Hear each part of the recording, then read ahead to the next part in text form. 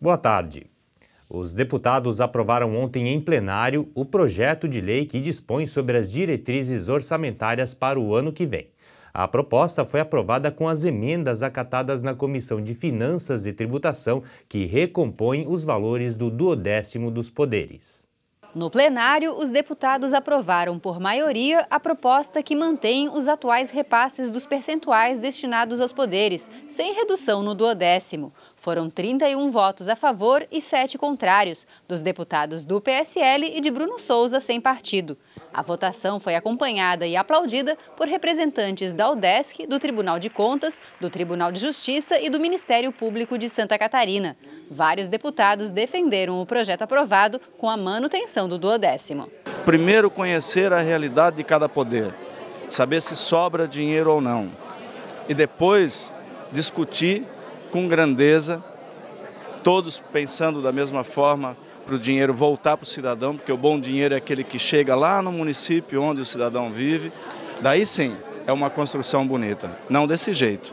Desse jeito não tem como nós aprovarmos isso. Ficou acertado que nós vamos seguir debatendo esse assunto para encontrarmos um projeto, através de um projeto de lei, um formato de devolução dos recursos, das sobras dos poderes a cada período, a cada 3, 4 meses, para que o Poder Executivo possa transformar essas receitas também em obras, em ações nas prioridades da população catarinense. Através da decisão que nós tomamos, o governo entendeu as nossas ponderações. Eu próprio, em muitos momentos, conversei com o secretário da Casa Civil, com o próprio governador, que souberam, o executivo que soube recuar, para que no momento seguinte nós pudéssemos avançar.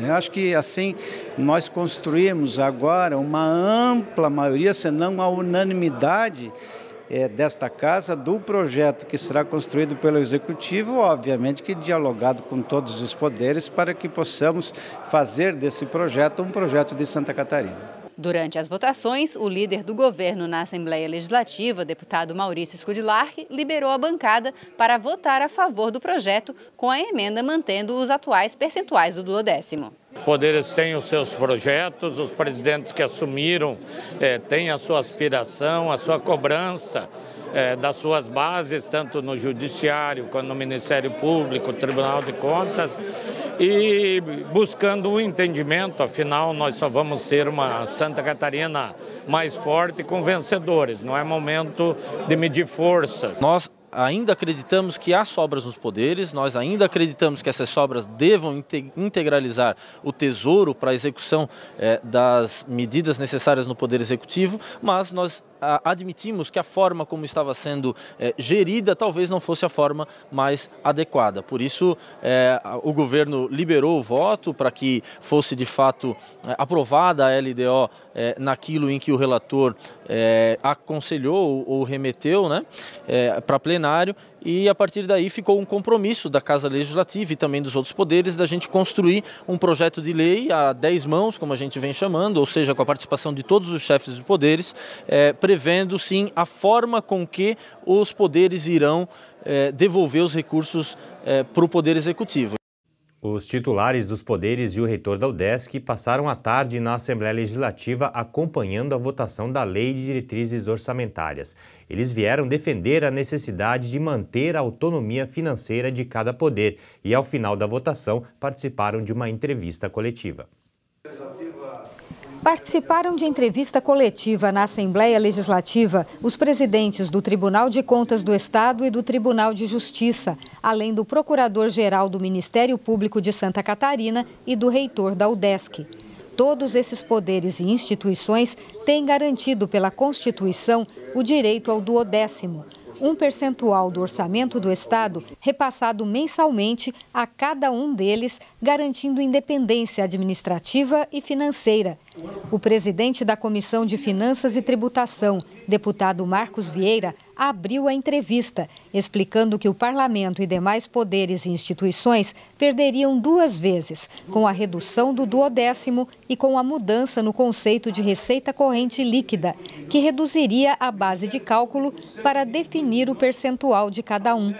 O Tribunal de Justiça, por exemplo, poderia perder no ano que vem até 288 milhões de reais. Nós teríamos que partir para o fechamento de comarcas e varas, e isso seria, na nossa visão, muito ruim, tendo em vista que quase que semanalmente o Poder Judiciário é procurado por delegações parlamentares, delegações municipais, pedindo implantação de vara e criação de comarcas. As pessoas querem mais justiça. O reitor da UDESC enfrentaria a redução de 75 milhões de reais no orçamento. Muitos programas, projetos, bolsas que inclusive estão extremamente defasadas dos nossos acadêmicos, dos nossos alunos, né, seriam realmente bastante comprometidas nesse tocante. Os representantes do Ministério Público e do Tribunal de Contas concordaram que os efeitos desta redução no 12º afetaria programas que ajudam a economizar ou recuperar recursos para o governo. Nós teríamos que encerrar as atividades.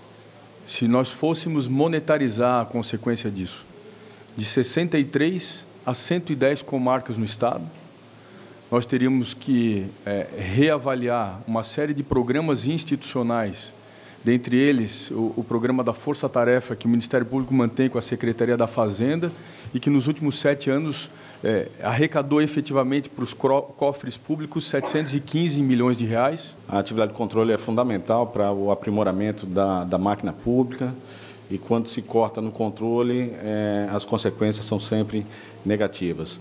E justamente no momento em que o Tribunal de Contas busca um novo perfil de atuação mais proativo, né, em que temos uma demanda muito grande de investimento em tecnologia da informação e todos esses projetos seriam impactados de maneira negativa. O presidente da Federação Catarinense dos Municípios, Juarez Ponticelli, que é prefeito de Tubarão, acompanhou a coletiva para reforçar que um novo conceito de receita corrente líquida, levando em conta apenas os recursos da fonte 100 do governo, afetaria também as prefeituras. De acordo com ele, 1/3 dos municípios não conseguiram pagar 13º no ano passado e nenhuma prefeitura está em condições de abrir mão de ICMS. Os municípios agonizam por conta de um governo central que arrecada cada vez mais e terceiriza os problemas para os municípios, sem fazer o referido financiamento. Então, nós não podemos perder absolutamente nenhuma moeda.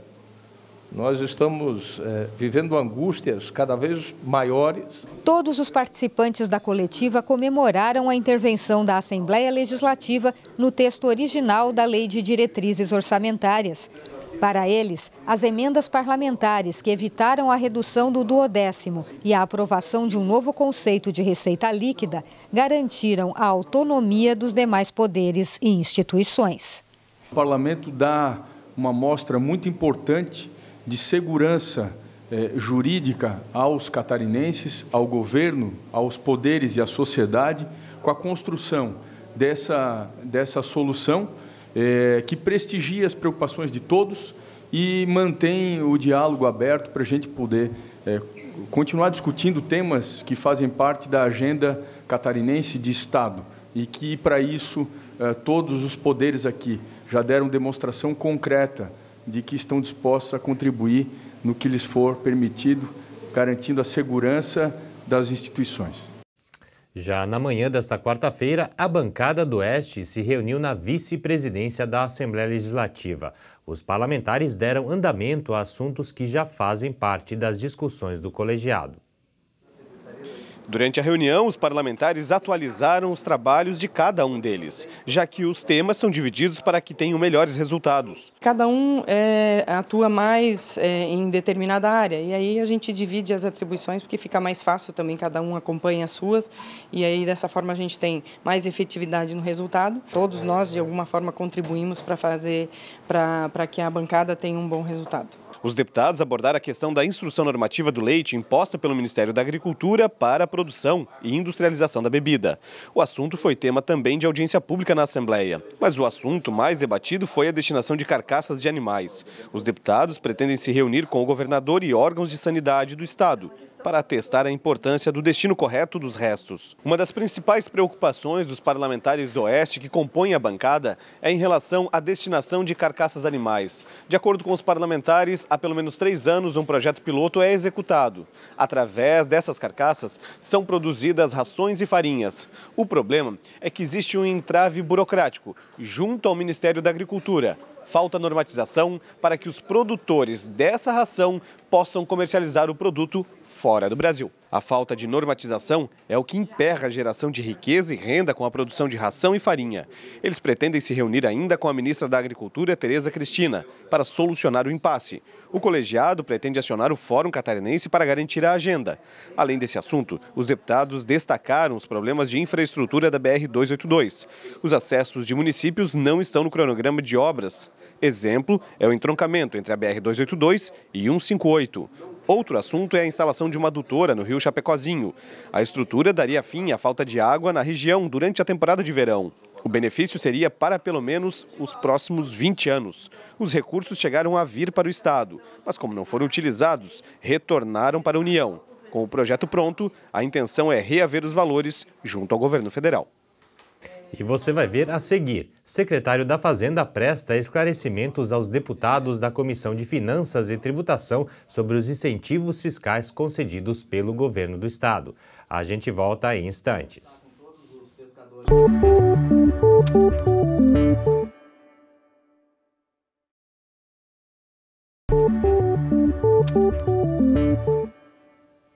A Comissão de Finanças e Tributação recebeu hoje o secretário de Estado da Fazenda, Paulo Eli.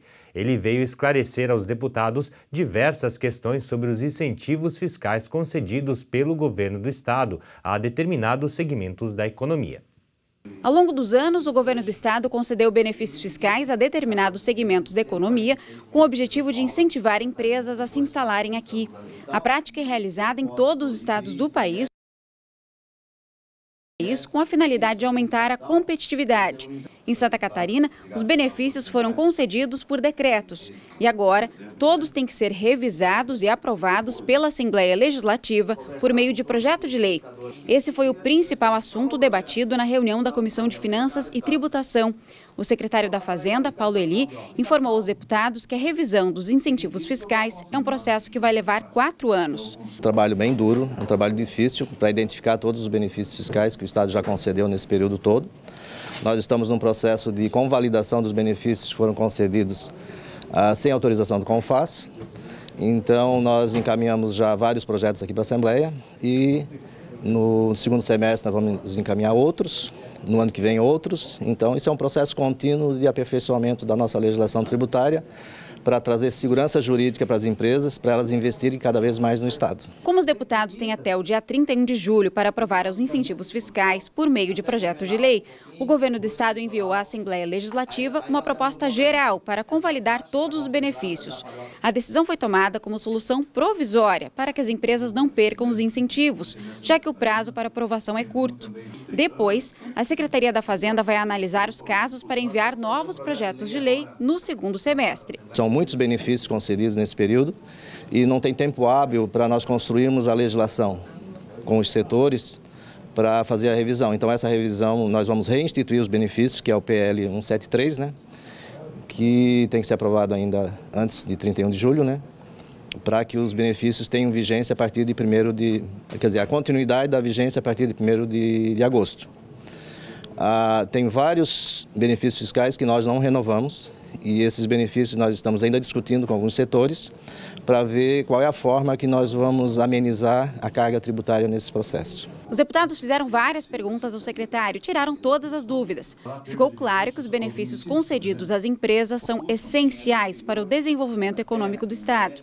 Ao final da reunião, o presidente da Comissão de Finanças, deputado Marcos Vieira, fez um acordo para que o Poder Executivo envie os novos projetos de lei até o dia 30 de setembro. Todos aqueles incentivos fiscais que não houveram tempo de serem examinados pela Secretaria da Fazenda em tempo hábil para serem remetidos até o dia 31 de maio, ele mandou um projeto de lei global relacionando todos eles para reinstituir e nós vamos dar um prazo até o dia 30 de setembro para que ele possa remeter para cá de forma individual cada um dos projetos de lei. E aí sim, a Assembleia Legislativa terá até o final de dezembro para examinar. E criar-se a cultura de reexaminar os incentivos fiscais de Santa Catarina a cada 2 anos. Os senhores deputados que em qualquer época exerçam seus mandatos terão a oportunidade de examinar, junto com o governo do Estado, essa questão de incentivo fiscal. Já a Comissão de Saúde debateu nesta manhã sobre a ação direta de inconstitucionalidade ingressada pelo governo do Estado no Supremo Tribunal Federal para anular uma emenda à Lei de Diretrizes Orçamentárias. A emenda foi aprovada em abril pela Assembleia e prevê o repasse de recursos do orçamento do Fundo Estadual de Saúde para os hospitais filantrópicos. O coordenador da Frente Parlamentar em Defesa da Saúde catarinense, José Milton Schaeffer, falou aos deputados membros da Comissão de Saúde sobre a reunião marcada para a tarde desta quarta-feira na Casa da Agronômica. Deputados e dirigentes das entidades filantrópicas vão tentar sensibilizar o governador do estado, Carlos Moisés, sobre a importância da emenda que destina parte do Fundo Estadual da Saúde aos hospitais. O parlamentar disse que está com boas expectativas de que o governador reveja a decisão de ingressar com a ação direta de inconstitucionalidade contra a emenda.